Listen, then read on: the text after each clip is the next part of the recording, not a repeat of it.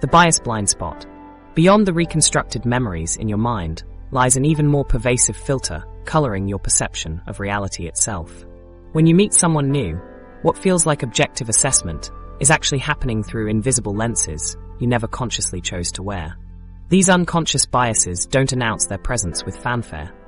They quietly shape every interaction, decision, and judgment you make while maintaining the comforting illusion that you're seeing the world as it truly is.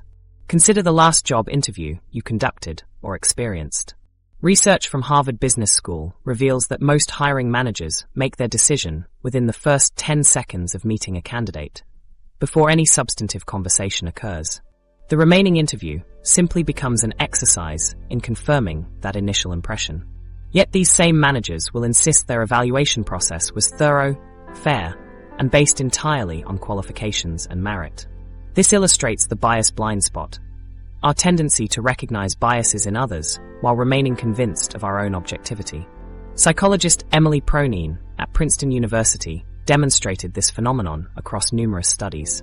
Participants readily acknowledged how advertising, propaganda, and social pressure might influence others, while maintaining their own judgments were essentially immune to such forces. Why does this happen? Your brain creates cognitive shortcuts, known as heuristics, to handle the overwhelming amount of information it encounters daily.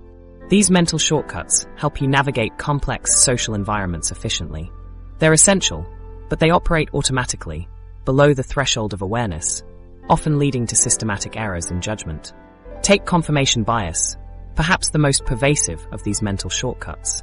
Once you form a belief about that job candidate, you unconsciously seek evidence that supports your initial impression while dismissing contradictory information.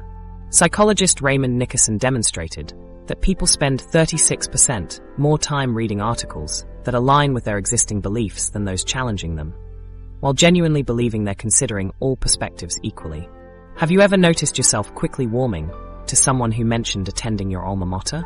This illustrates in-group favoritism, which focuses on social identities. We instinctively favor people who share our social categories.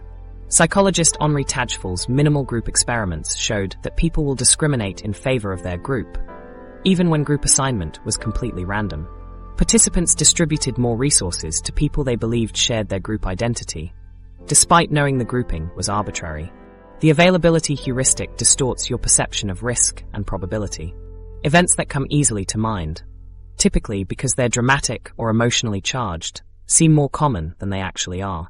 This explains why many people fear plane crashes more than car accidents, despite the latter being vastly more likely to cause harm.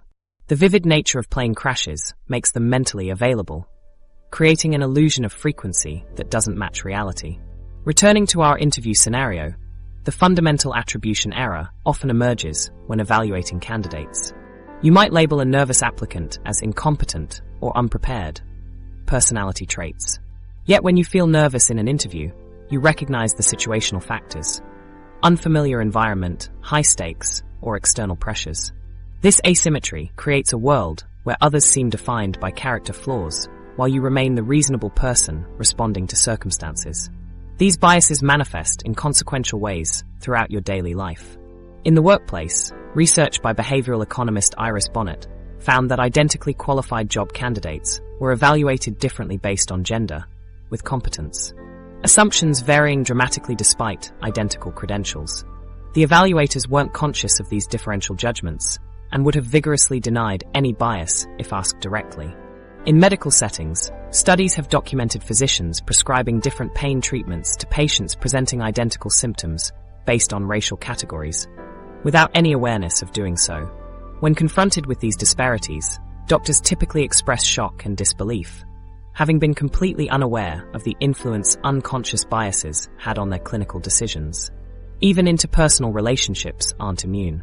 The expectancy effect creates self-fulfilling prophecies where your unconscious expectations shape your behavior in ways that elicit the very responses you anticipated.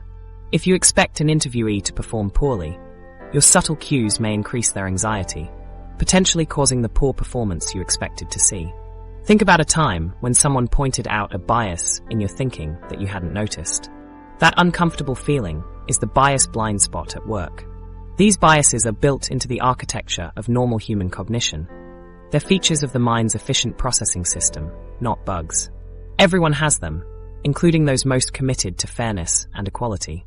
Research by psychologist Moser and Banerjee reveals that people who explicitly value objectivity often display the strongest bias blind spot, confidently overestimating their immunity to these unconscious influences. What makes these biases so difficult to address is that they feel like truth rather than interpretation. When you form an instant impression of someone, that judgment doesn't present itself as one possible interpretation. It presents itself as obvious reality. The judgments arrive fully formed in consciousness, with their underlying processes hidden from view. The first step toward more conscious decision-making isn't eliminating these biases. That's likely impossible given how fundamental they are to cognition. Instead, it begins with developing the humility to recognize their inevitable presence. When forming quick judgments, ask yourself, what shortcuts might my brain be taking here? What information am I potentially overlooking? Simple structural changes can also bypass these biases without requiring perfect awareness. Evaluating job applications without demographic information, using standardized interview questions, and deliberately seeking disconfirming evidence for your initial impressions, the